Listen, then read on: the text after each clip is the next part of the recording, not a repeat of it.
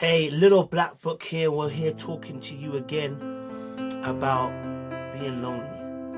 I need you to understand that I get what you're saying. I may not be able to empathize in your position right now, but I can sympathize. I know that a lot of you right now may have no father, no mother. You may have no family. In fact, it may feel like you're lonely and you may have all those things intact. But you're not speaking to your mom, you're not speaking to your dad, you're not speaking to your brothers, you're not speaking to your sisters. You're not talking to anybody right now. You're isolated, you're in your own room right now. And it's only your thoughts, and it seems like the thoughts are the devil, and the things that you're thinking right now seem so evil. In fact, it feels so cold in your room right now that people don't understand. I get it. I get it. I understand that you're going through a tough situation right now. I understand that this may have been going on for a very long time. I understand that the pain that you're feeling, nobody can grasp it. I understand that you're screaming loudly, but you're actually silent. I understand that your thoughts are louder than actually your words. I understand that pain is cutting you deeper, but even though there's no knife surgically removing you, I understand. I get it. I get it. I get it. I get it that right now you feel like you're an adopted child in a home that you were birthed in. I understand that right now that you have a father and a mother who are more like strangers to you rather than your biological parents. I understand that even though your family call themselves family, that water is actually thicker than blood, that your friends are closer than your family are. I understand that it pains you, it kills you, that you can't speak to your family the way you'd want to. I understand that pride sometimes is tackling you, and instead of you to apologize or for them to apologize and speak to you, nobody's doing it. So there's a silence, there's a discord between you, there's empty space between you, there's that awkward silence between you, there's that when you see each other, we heads down, when you see each other, you turn away, when you see each other, you bypass each other, when you see each other, you don't want to talk, you don't want to see, you don't want to hear what they got to say. In fact, you have disregarded them, they've disregarded you. I get it. There's a lot of pain right now. I get it, that when you're sitting in your room, no one sees the tears that you cry. I get it. I understand that even as a man right now, they're telling you that you can't cry, you're a man, be strong. I understand as a female, when your father or your mother leaves you and abandons you, it's like, what? I'm meant to be a child. I'm meant to be somebody's son or daughter. I'm meant to be somebody valuable. I'm meant to be somebody's love. I'm meant to be somebody's cherished treasure. I'm meant to be something. But because of the way my life has gone, I feel like nothing. I feel empty. I feel black. I feel down. I feel depressed. I feel cold. I feel nauseous. I feel alone. I feel like killing myself. I feel like ending the world. I feel like my world doesn't matter. I feel like me existing in my own world does not matter. I feel that if I was to take my life, that listen, nobody would care. I feel like if I took my life, maybe then someone would listen. If I took my life, maybe things will be easier. But I need you to hold your horses. I need you to pause. I get it. The sense of abandonment, I get it. The loneliness, I get it. Being alone physically, I get it. Being alone emotionally, I get it. Being abused emotionally, I get it. Being hurt physically, I get it. Being scarred, bruised, I get it. I get it. But I want you to understand, though I get it, I can't deep it because I'm not you. And I'm not trying to pretend to be you. I'm not going to try to fill your shoes either. Because real of the matter it is, if we were to exchange each other's problems, nobody could handle the other person. You see, God has made you. And you're probably going to ask, what's God got to do with this situation? I don't understand right now. But God has got a lot to play in the situation. And maybe you're asking, if God was really there, then why would I be in a situation? Maybe you're saying, if God was really true, why was it me? But who else should it be? Should it be your neighbor? Should it be your friend down the road? How is it fair on anybody? It seems. But it's that word fair. Why not you? Maybe you've been created and then formed in such a manner that you're the only one who can handle this situation. The fact that you're still breathing and still alive shows that you've got the tenacity and the strength and the courage to go through what you're going through. Yes, it seems like day by day you're being torn by limb and torn by mind, by cell. You're still living, you're still breathing, you're still talking, you're still moving, you're still able to maneuver in your situation. So I need you to understand that God's already seen your situation, but He needs a reach out.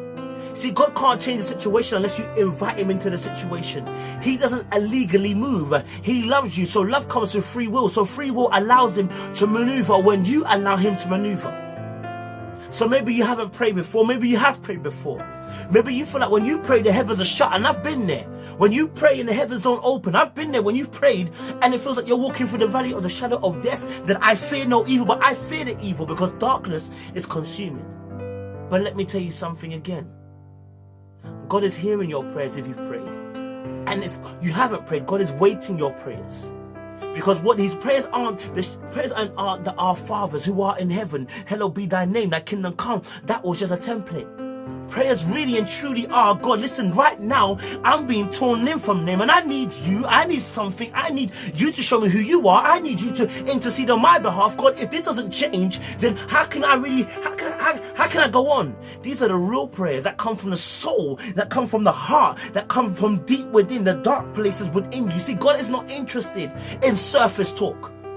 Human beings are interested in surface talk. How you doing today? I'm okay. How's your mom? She cool? Yeah? Good? Yeah? Fool. Human beings are interested in surface talk because none of us really truly care. Most of us couldn't give a damn. Even your friends are tired of hearing your problems. Even your mum and dad are tired of hearing your sorrows. Even your colleagues are tired of seeing you down. And even your children don't want to hear from you. Even the universe seems to have given up on you. But I'm telling you, there is a God and his name is Jesus Christ, that has been waiting to hear from you, that has heard you, is waiting to give you an answer, but waiting for the maneuver, waiting for you to open a door that he can may step in. Because he can't step into a situation where you've not allowed him in. He can't step into a situation where you shut the door. He's been knocking at the door. He's just been waiting for you to open. Knock, knock. Who's there? Jesus knocking at your door, waiting to be entered into your situation so that he can revolve it and change it. And sometimes it's not your situation that needs to change. Sometimes it's the way you see your situation. Sometimes the situation that you're going through is for hard knocks to teach you something in the future. You see, sometimes all the time, you can't have a great testimony without having a great test. You see, testimony, I see it as testing that makes you prosperous, because money means to prosper. So testing, prosper. So you tested to become prosperous in the situation that you're going through. Testimony. So understand that you are going through a testing period right now, and it says in the Bible that he takes us through fires to refine us. Some of you are going through a fire right now of a trial of a blaze and are coming out like gold. But it seems like it's taking a long time, but I promise you and I assure you it's coming. I can understand that right now your situation is so mad. You're probably saying to you, you don't understand. You're probably screaming that you don't understand. You're screaming out my screen saying you don't understand. The world doesn't understand. This doesn't even help me. But I'm trying to let you know, listen, it's not me that's going to change your life. It's not Richard Branson's going to change your life. It's not Alan Sugar's going to change your life. It's not Backchat's going to change your life. It's not EastEnders going to change your life. It's not Tony Robbins who's going to change your life. It's not a motivational speaker who's going to change your life. Change of your life is going to come when Christ comes into the situation. When you open that door and say, look, Lord, come into the situation. Because I get it. I get it that you feel lonely right now. I get it that you're isolated right now. But I want to tell you something. Christ has come into the orphanage and collected you. Christ has come into the orphanage and said, listen, I want you. Christ has come into an orphanage where you're at and said, I'm adopting you.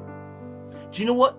The whole world is a child of God, but not many of them are sons and daughters. Here's the thing.